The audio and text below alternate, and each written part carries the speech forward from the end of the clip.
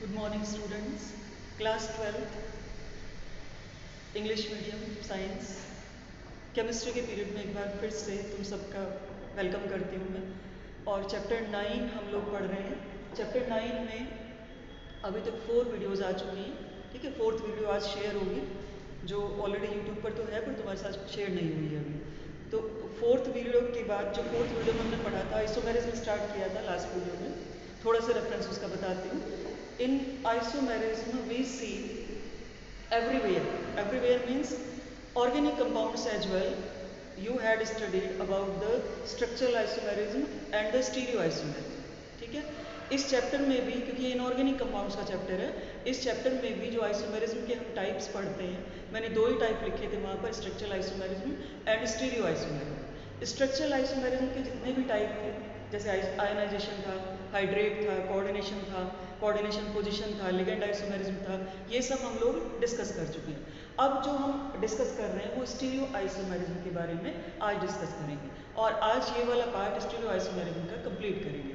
देखो, stereo isomerism तुम organic में भी पढ़ चुके हो, एटलीस्ट इंट्रोडक्शन तुम्हें इसका मालूम है, फिर भी मैं इंट्रोडक्शन से ही स्टार्ट करती हूँ। जो स्टीरियो आइसोमेरिज्म है, it can also be divided into 2 types, geometrical, जिसको सिस ट्रांस आइसोमेरिज्म भी कहा जाता है। सिस ट्रांस आइसोमेरिज्म, एक आइसोमर का नाम सिस होता है, दूसरे आइसोमर का नाम ट्रांस होता है। Then the second one is optical isomerism.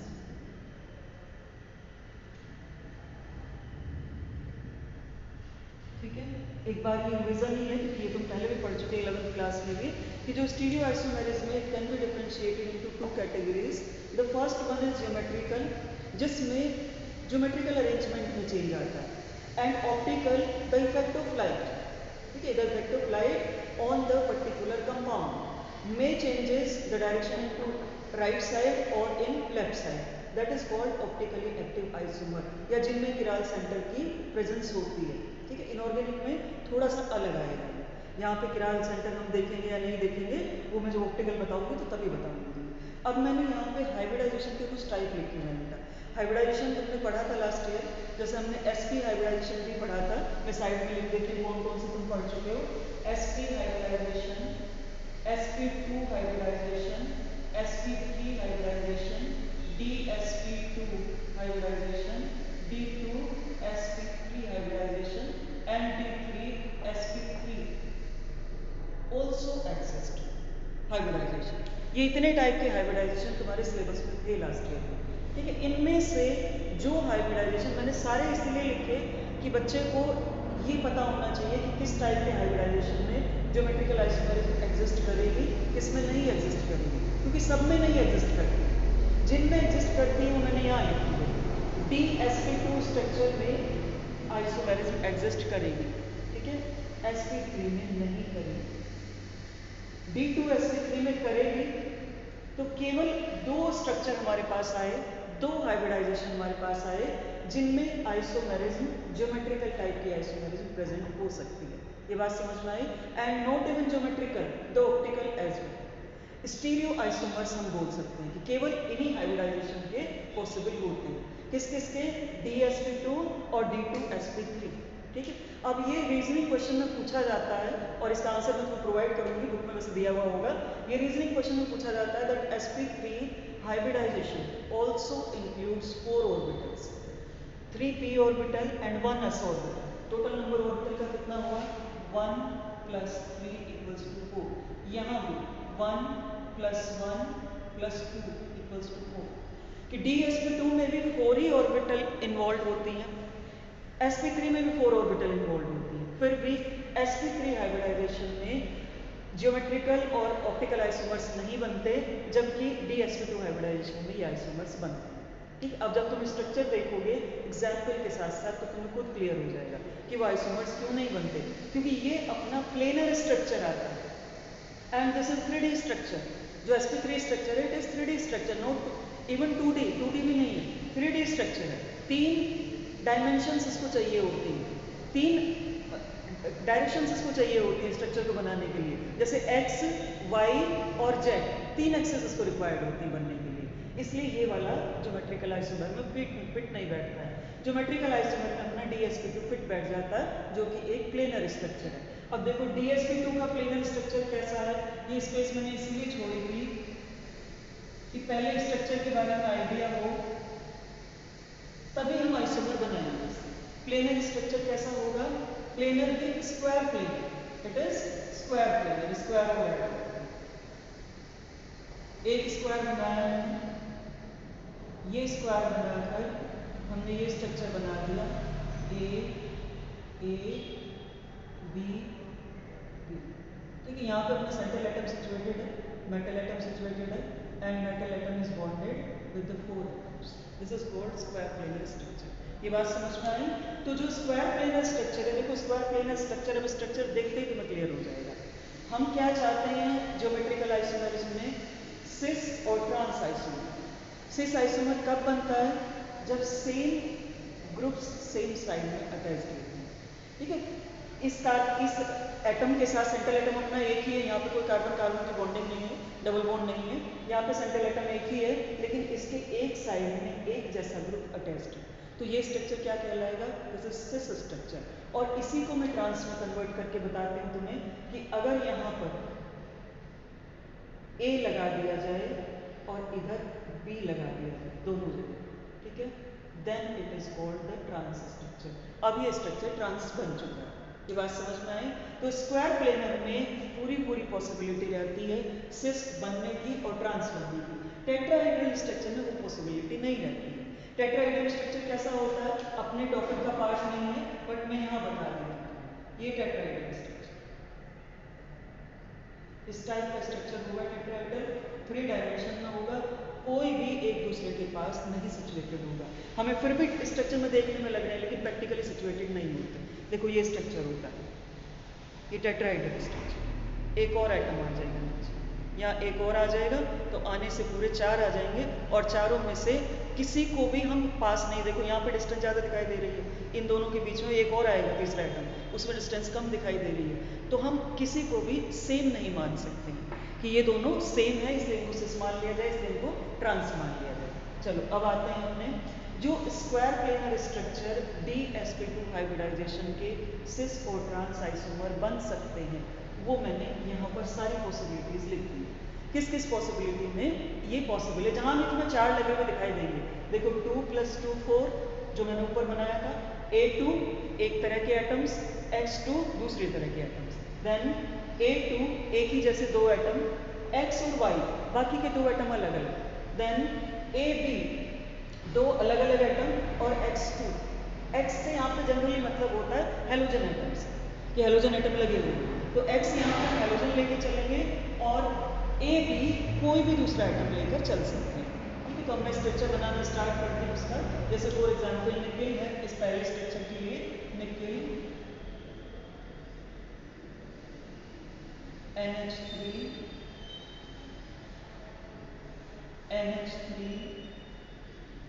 ClC,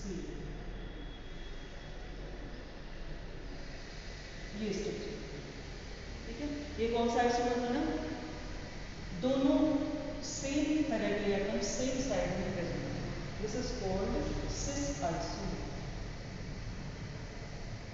और इसी का ट्रांस बनाना, ट्रांस में क्या करेंगे, NH3 डायगोनली आ जाएंगे, Cl डायगोनली आ जाएंगे, तो ट्रांस इसके नीचे बनाते हैं, ये निकल Cl एक दूसरे के सामने डायगोनली 180 डिग्री के एंगल पर NH3 और NH, ये C ट्रांसफॉर्म हो गई, दिस इज ट्रांस। और हाइब्रिडाइजेशन में मैं बता चुकी हूँ, ये हम DsP2 हाइब्रिडाइजेशन के एग्जाम्पल पढ़ रहे हैं, क्योंकि DsP2 हाइब्रिडाइजेशन में स्क्वायर प्लेनर स्ट्रक्चर आता है।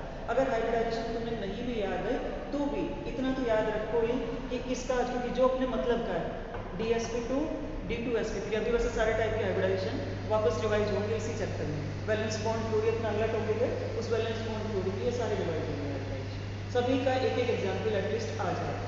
तो ये अपना Ma2H2 का एग्जाम्पल हुआ। A2 से मतलब जो दो दूसरे ग्रुप लगे हुए हैं वो भी सेम है और जो हेलोजन लगे हुए हैं वो भी सेम है। तो ये इसकी दो पॉसिबिलिटी हो गई। अब उसके बाद आते हैं दूसरे स्ट्रक्चर की तरफ, मेटल। सपोज हमने ले लिया यहाँ पर निकल ही ले रखा है, क्योंकि निकल अपने स्क्वायर प्लेनर स्ट्रक्चर बनाता है, कॉपर स्क्वायर प्लेनर स्ट्रक्चर बनाता है। तो कहीं भी तुम एग्जाम्पल अगर मिलेंगे तो निकल के कॉपर के एग्जाम्पल मिलेंगे, क्योंकि उन्हीं का कोऑर्डिनेशन नंबर 4 होता है दोनों का। ठीक है, अभी निकल का मैं वापस एग्जाम्पल ले रही हूँ। निकल के एग्जाम्पल में A2 तो सेम है, मतलब मैंने यहाँ NH3 रखा और दूसरा भी मैंने NH3 रखा। ठीक है, लेकिन X और Y चेंज हो गए, एक मैंने Cl रखा और दूसरा मैंने Br रखा, क्योंकि ये चेंज हो गए, वो सेम नहीं है। अगर हमने HCl को बोला था तो फिर Br को X नहीं बोल रहे हैं यहाँ पर। ठीक है, Br के लिए हमने Y यूज कर लिया। बात समझ में आई? अब देखो NH3 फिर से सेम साइड में, क्योंकि ये सेम ग्रुप है, इनसे हमें मतलब नहीं है, इनसे कंसर्न नहीं है। कंसर्न किससे? इससे कंसर्न है जो सेम ग्रुप है। ठीक है, यहाँ पे हमें कंसर्न है X2 से और यहाँ पर अपना कंसर्न है A2 से, और यहाँ पे दोनों में से कोई भी ले सकते हैं। X2 को भी तुम एक साइड में देख सकते हो, A2 को भी एक साइड में देख सकते हो। So this structure is the cis form. Then इसी की ट्रांसफॉर्म बनाते हैं निकल NH3 को डायगोनली प्लेस कर दो, NH3 Cl एंड Br। ठीक है, ये बात समझ में आई बेटा? ये इसकी ट्रांसफॉर्म हो गई on the basis of the position of NH3 group. जहाँ पे NH3 ग्रुप लगा हुआ है वो डायगोनली प्लेस्ड है तो ट्रांस है, और वो अगर सेम साइड में प्लेस्ड है तो उसकी सिस फॉर्म आएगा। ठीक है, अब तीसरी टाइप का बनाते हैं MABH2, जिसमें हेलोजन तो सेम है लेकिन ये वाले ग्रुप अलग होंगे, इधर वाला ग्रुप अलग होगा। ठीक है, यहाँ मैं लगा देती हूँ निकल, और निकल में यहाँ पे मैंने लिया NH3, उसके साथ मैंने ले लिया H2O। उसके बाद X हमें सेम रखना है, मैंने Cl और Cl ले लिया। ठीक है, अब मैं एक्सपेक्ट करती हूँ कि तुम्हें ये फॉर्म क्लियर हो गई है। यहाँ पे Cl सेम साइड में आ रहे हैं, this is the sis one. अब Cl कोई डायगोनली प्लेस करते हैं, NiCl NH3 और H2O। ठीक है, Cl अपने डायगोनली आ गए क्योंकि वही सेम ग्रुप था, तो यहाँ पर आए ट्रांस हो गए। ठीक है, अब एक चीज अपने दिमाग में बिल्कुल क्लियर रखना, DsP2 हाइब्रिडाइजेशन में, स्क्वायर प्लेनर स्ट्रक्चर में, ज्योमेट्रिकल आइसोमेरिज्म में सिस और ट्रांस बनाते टाइम, देखो हम 3 एग्जाम्पल इसके ले चुके हैं। बनाते टाइम ये ध्यान रखना है, स्ट्रक्चर में ये ध्यान देना है कि कोई भी दो ग्रुप सेम होने जरूरी है। इन टोटल 4 ग्रुप होंगे, उन 4 में से कोई भी 2 का सेम होना जरूरी है। अगर 2 सेम नहीं है, क्योंकि एग्जाम में वो क्या करते हैं, चालाकी करते हैं, वो क्या देंगे तुम्हें, इस टाइप का स्ट्रक्चर देंगे, और इस टाइप के स्ट्रक्चर में तुमसे पूछेंगे कि whether geometrical isomer will form और नॉट, ज्योमेट्रिकल आइसोमर ये बनाएगा कि नहीं बनाएगा। तो तुम्हें पहले ये पता होना चाहिए कि कब बनते हैं ज्योमेट्रिकल आइसोमर। कम से कम 2 ग्रुप सेम होने जरूरी है, तभी हम उसको साइड वाली पोजीशन पे शो कर सकते हैं, तभी उसको डायगोनल पोजीशन पे शो कर सकते हैं। अगर वो दोनों ग्रुप सेम नहीं है तो ज्योमेट्रिकल आइसोमर एग्जिस्ट नहीं करेगी। ये बात समझ में आ गई? तो उसके लिए कंडीशन क्या है एग्जिस्ट होने के लिए, that 2 groups must be same. सब में 2 ग्रुप, 2 से ज्यादा सेम हो सकते हैं लेकिन 2 सेम होना कंपलसरी है, उतना होना जरूरी है। ये बात क्लियर हो गई बेटा? तो ये अपना square planar structure DsP2 hybridisation में निकल के मैंने पॉसिबिलिटीज बनाई हैं, जितनी पॉसिबिलिटी बन सकती है। निकल एग्जाम्पल लेने की पीछे रीजन यही है कि निकल का कोऑर्डिनेशन नंबर 4 होता है, और कोऑर्डिनेशन नंबर 4 वाले जो एलिमेंट्स हैं डी ग्रुप के, वो स्क्वायर प्लेनर स्ट्रक्चर बनाते हैं। ठीक है, ये चीज क्लियर हो गई? अच्छा, इसमें तुम्हें अपने आप अपने मन से बना के लिखने की बिल्कुल जरूरत नहीं है। मैंने तुम्हें पहले भी मना किया था, अभी भी मना कर रही हूँ, क्योंकि मुझे पता है कि इसका मतलब क्या है, इसका मतलब क्या है, इसका मतलब क्या है। अभी पहले स्टेप पे तुम्हें हर एक का एक एक एग्जाम्पल याद ही करना है।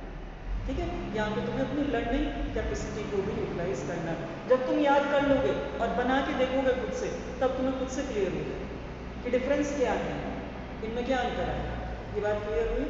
अच्छा, अब चलते हैं बेटा ऑक्टाहेड्रल कॉम्प्लेक्सेस की तरफ। देखो यहाँ पे मैंने टोटल 6 ग्रुप्स लगाए हुए हैं, 4 and 2 6, 3 and 3 6।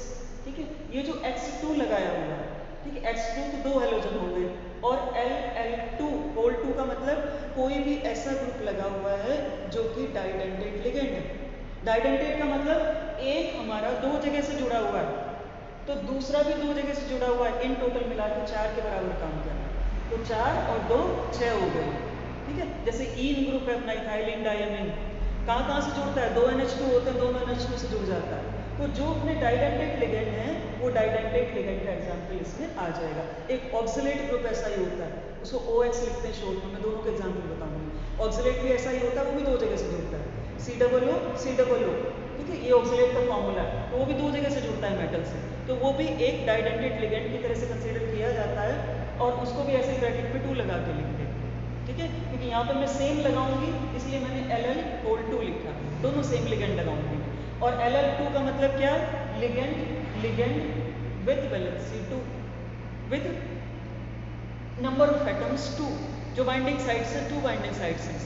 अच्छा, अब पहले थोड़ा सा इधर देखो बेटा, इसे समझने से पहले sp3 को हम कट कर ही चुके हैं, इसमें कोई हाइब्रिडाइजेशन, कोई भी इसका स्ट्रक्चर हमारा ज्योमेट्रिकल आइसोमर नहीं बना है।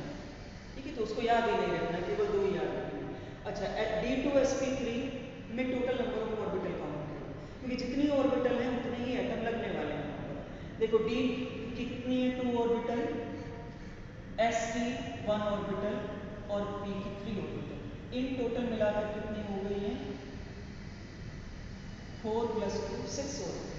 अब यहाँ पे 4 तो A लगे हुए हैं और 2 ये लगे हुए बराबर 6, 3 + 3 बराबर 6। आता है समझ में?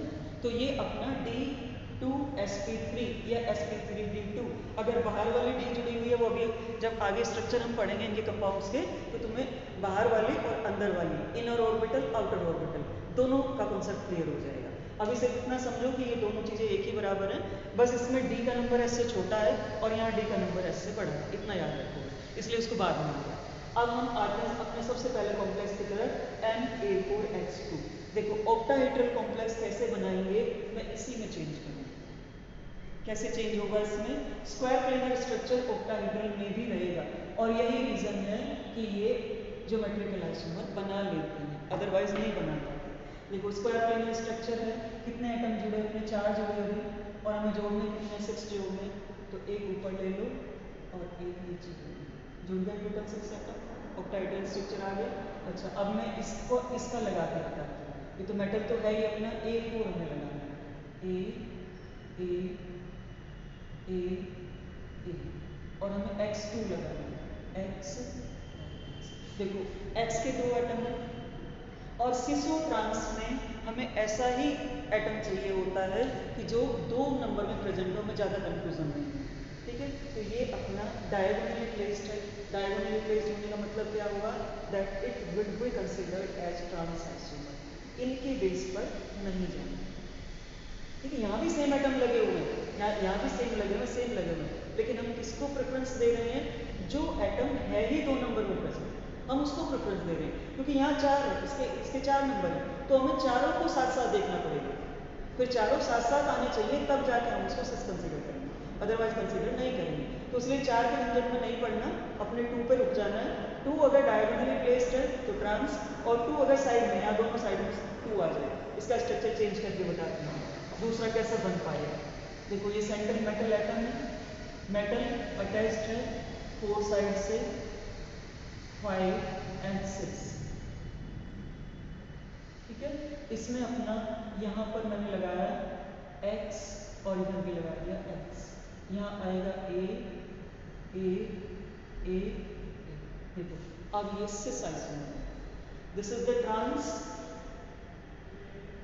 एंड दिस इज सिस, क्योंकि जो ग्रुप हम चाह रहे थे वो साइड में आ गए, और यहाँ पे जो ग्रुप हम चाह रहे थे वो एक दूसरे के डायगोनली आ गए। ये बात समझ में आ गई बेटा? तो ये इसकी सिस फॉर्म है और ये इसकी ट्रांस फॉर्म। हमने किसको एटम कंसीडर किया है? X2। यहाँ पे X2 के बेस पर सिस और ट्रांस हमने कंसीडर किए, 4 के झंझट में पड़े हुए। ठीक है, ये बात आई समझ में। अब इसका एग्जाम्पल मैं लिख देती हूँ। देखो इसी को चेंज करूँगी, इसी में चेंज कर देती हूँ। एटम X और A के बदले X के बदले तो हमें कोई हेलोजन एटम ही लेना पड़ेगा। हेलोजन एटम मैंने ले लिया Cl और Cl, जिससे तुम कंफ्यूज नहीं हो क्योंकि हमने Cl को ही X लिखा था पहले।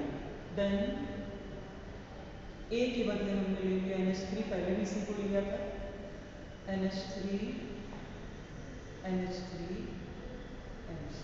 बात आ गई समझ में? किसका स्ट्रक्चर लिखना था? ये अपना कोबाल्ट, और सेंट्रल एटम में चेंज कर देती है क्योंकि सेंट्रल एटम कोबाल्ट है जो 6 कोऑर्डिनेशन में शो करता है, तो यहाँ पर कोबाल्ट है। ठीक है, इसी तरह दूसरा आएगा इसका, दूसरा इधर थोड़ा साइड में बनाते हैं। ये ट्रांसफॉर्म है और ये सिस फॉर्म है।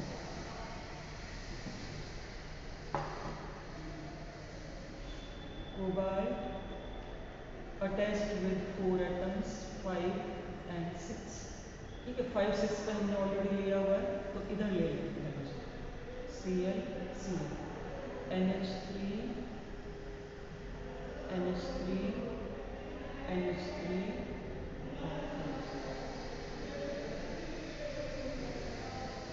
ठीक है, ये बात समझ में आई? तो ये अपनी सिस फॉर्म होगी और ये अपनी ट्रांसफॉर्म होगी। अच्छा, अब दूसरे पे जाते हैं एग्जाम्पल पे। Na3X3। A3X3 मतलब 3 एक जैसे ग्रुप और 3 एक जैसे ग्रुप, मतलब 3 हेलोजन एटम है और 3 अमोनिया, क्योंकि एक में अमोनिया लेके चल रही हूँ यहाँ पे, तो 3 अमोनिया और 3 हेलोजन एटम। देखिए इसका बनाएंगे स्ट्रक्चर, कोबाल्ट में बन जाएगा ये भी CO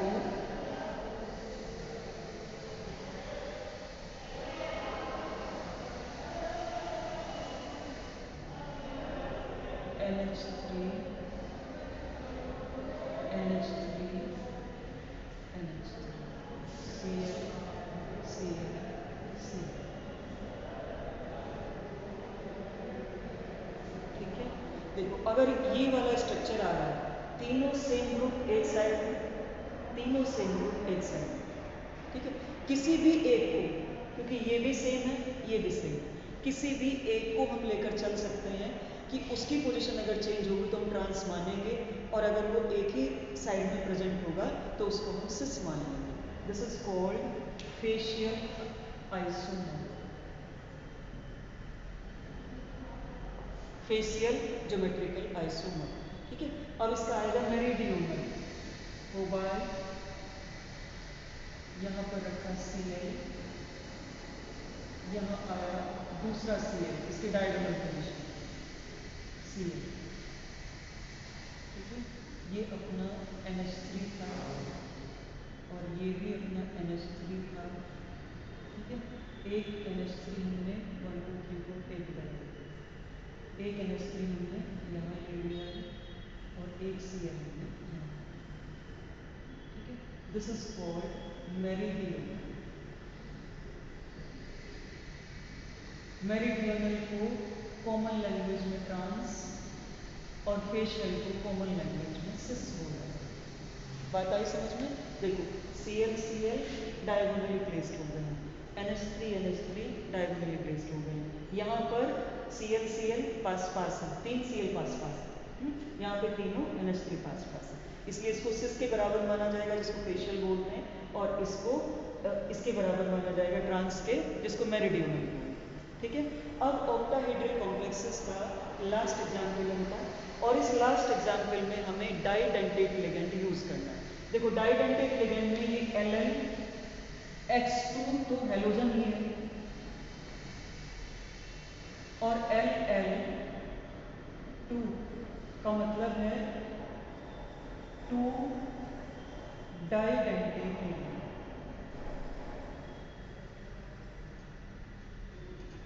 दो डाइडेंटेट लिगेंड अटैच्ड है। दो डाइडेंटेट के मैं लिख देती हूँ कौन कौन से। For example It may be ene or oxalate बोलते हैं जिसको। ठीक है, ene क्या है? CH2 NH2 CH2 NH2 ethylene diammonium. ठीक है, ये नाइट्रोजन जुड़ जाएगा, ये नाइट्रोजन जुड़ जाएगा। ऑक्स क्या है? C+O माइनस C+O माइनस, क्योंकि ये आयन है। ये ऑक्सीजन जुड़ जाएगा और ये ऑक्सीजन जुड़ जाएगा। ठीक है, दो ऑक्सीजन जुड़ जाएगा। तो अब यहाँ पर स्ट्रक्चर बनाते हैं सेंट्रल मेटल एटम का। विद 6 कोऑर्डिनेशन के बाद उसके साथ आपको X2 लेकर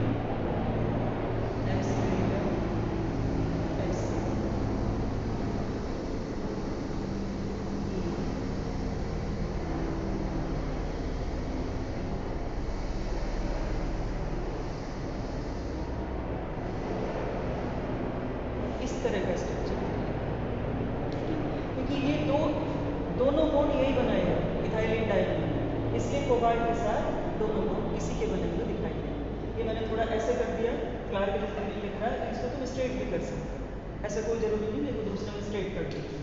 दिस इज द ट्रांस, क्योंकि हैलोजन एटम डायगोनली प्लेस्ड है। फिर उसके बाद और उसका सिस अगर हमें बनाना है तो CO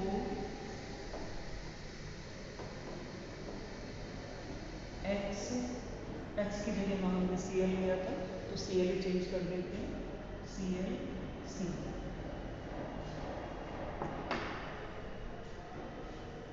Cl और Cl Cl C। ठीक है, और इन में कितने बॉन्ड हैं अभी? 1 2 3 and 4। ठीक है, एक इन यहाँ लगा और एक इन दोनों में। और स्ट्रक्चर अपना क्या आया? सिस स्ट्रक्चर, क्योंकि यहाँ पर दोनों Cl पास पास है और वहाँ दोनों Cl डायगोनली प्लेस्ड है। ठीक है, तो ये अपना लास्ट वाला है दिस।